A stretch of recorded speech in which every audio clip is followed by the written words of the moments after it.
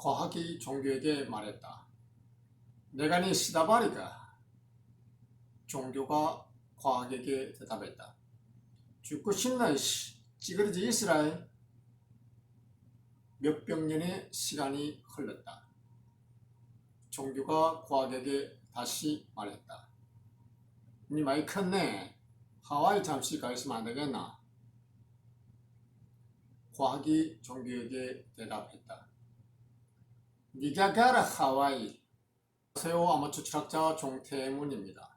네, 심 교수의 편지인데요. 기본적으로 과학의 일방주의를 비판하고 있습니다. 제가 이 편지를 읽으면서 친구라는 영화가 떠올랐습니다. 왜냐하면 종교, 특히 기독교와 과학의 관계가요, 친구에서 나오는 두 친구의 이런 관계와 오버랩이 되기 때문에 그렇습니다. 여러분, 보통 우리가 종교와 과학의 논쟁을 생각하면요, 다른 종교는 잘 떠오르지 않고요, 기독교와 과학의 논쟁이 유독 그렇게 생각이 나는데요. 왜 그럴까요? 네, 첫째는 다른 종교는 기독교만큼 적극적으로 이 종교와 과학의 문제를 갖다가 참여하거나 아니면 이 문제를 심각하게 이렇게 다루거나 이렇게 보지 않습니다. 예를 들면요, 불교는 과학을 나름대로 이렇게 받아들이면서 불교의 교리와 과학적 발견을 갖다가 서로 이렇게 연결 지으려고 이렇게 비교 연결 지으려는 그런 노력을 하죠. 예를 들어서요, 현대 물리학, 특히 양자역학과 불교의 어떤 그런 형이상이 있죠. 중도, 공, 이런 개념들을 가서 비교하려고 이렇게 그런 노력들이 있고요.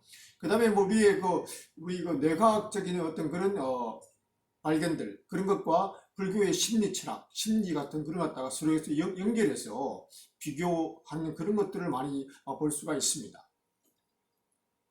네, 이슬람의 경우에는 또 좀 다른 케이스인 것 같습니다. 이슬람은 여러분이 알다시피 여전히 과학이 종교의 밑에 있죠. 예속되어 있는 상태로 남아있죠. 예. 그래서 종교와 과학의 논쟁, 이 문제가 그렇게 심각하게 발달하지 않습니다. 마치 중세 기독교 아래 과학이 있는 것처럼요, 전혀 이렇게 예속되어 있기 때문에, 종속되어 있기 때문에 서로 이렇게 불협화음이 발생하지 않는다고 이렇게 볼 수가 있는 거죠. 네, 그 다음에 둘째로 종교와 과학의 논쟁에 이 기독교가 매우 민감한 이유는 바로 이 기독교가 과학과 종교의 역사적 관계에서 바로 이 문제에서 이해 당사자이기 때문에 그렇습니다. 네, 여러분, 제가 3편에서 종교와 과학의 역사적 관계를 갖다가 이렇게 한번 살펴봤죠. 여러분 한번 참조하시고요.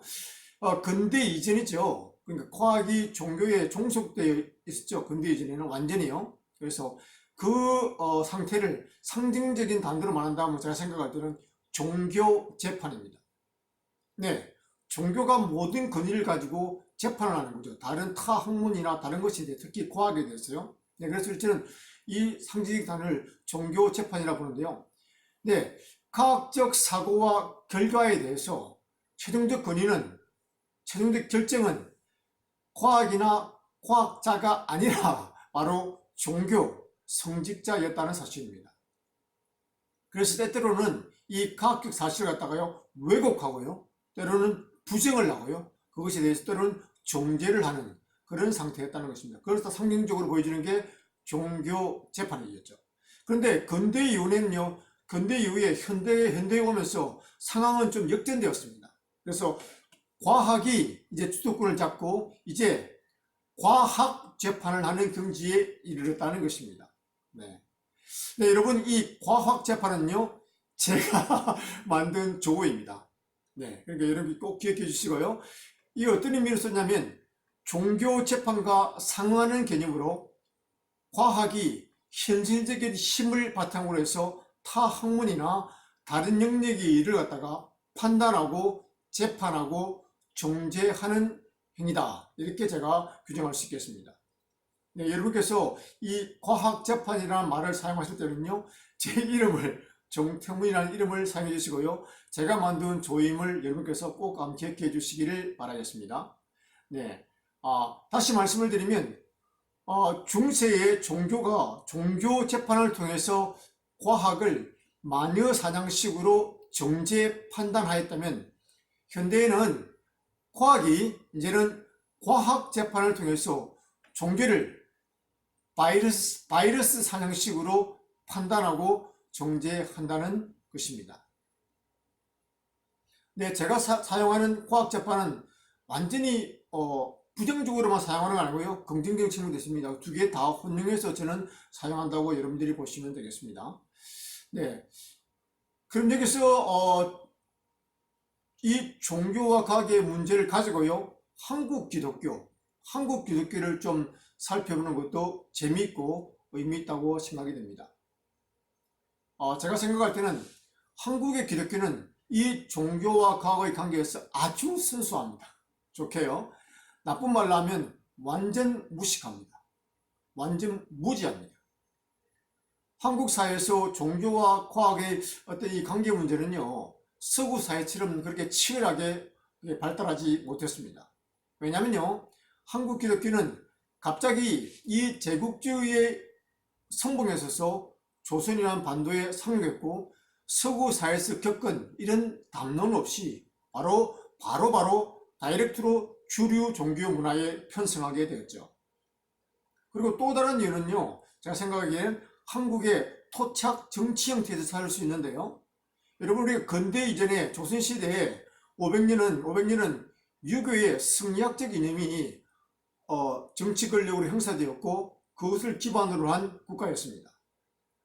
물론 정도의 차이는 있겠지만, 여기서 과학적 사고, 과학은 언제나 유교 승리학적인 이념 아래에 있는 이념 아래에 종속되어 있을 거예요. 그것은 정도 그냥 하나의 어떤 실용적인 기술, 결코 도가 아니고요, 그냥 하나의 잡기술 정도로 이렇게 천하게 여겨졌죠.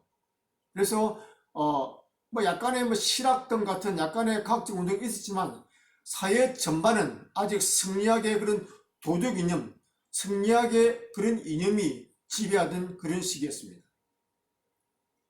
그런데 이제 구한말 조선 사회가 무너지면서 이런 인연적 토대인 승리학의 세력이 약화되었고, 그것에 대해 의문이 제기될 때 제국주의의 그런 선봉이 된 기독교가 조선 사회에 정착을 하게 됐고요. 그 다음에 6.25를 거치고 등등 군정, 또 이승만 정권, 여러 가지 이때를 통해서 이제 공고화되었다고 할 수가 있겠습니다. 여러분, 조선 사회에서는 이 승리학적 이념에 벗어나면, 이의를 제기하면, 이 승리학 이념과 다른 생각을 하면 어떻게 됐죠? 네, 소위 사문난적이라 해서 간주되었고요. 그것은 어떤 의미냐면 사회적 죽음을 의미하는 것이었습니다. 그런데 이런 썩은 전통이요, 기독교에서 고스란히 전달되었고요. 또 게다가 이 기독교는요, 여러분, 유일신 종교잖아요. 나 외에 다른 신을 믿지 말라. 그 기독교의 기본적인 가치잖아요. 기독교 1계명이잖아요. 네, 유일신 종교이기 때문에 태생적으로 이런 속성을 가지고 있습니다.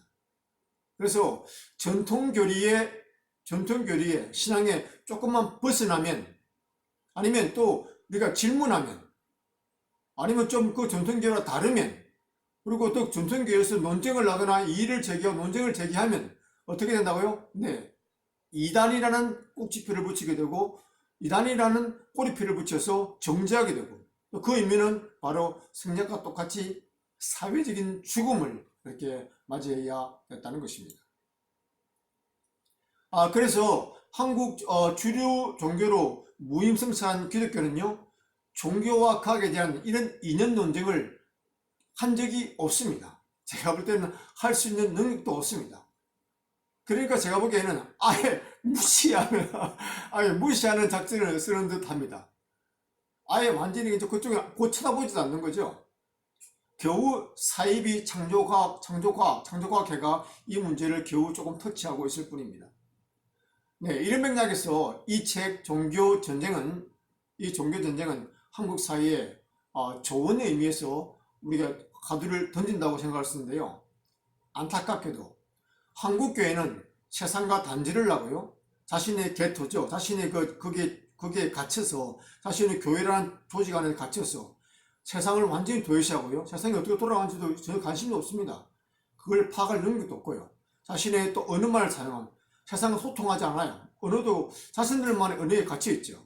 그리고 자신들만의 하나님의 나라, 뭐 하늘 나라, 뭐 그런 거에만 갇혀 가지고요. 그곳에 빠져 살고 있다는 것입니다.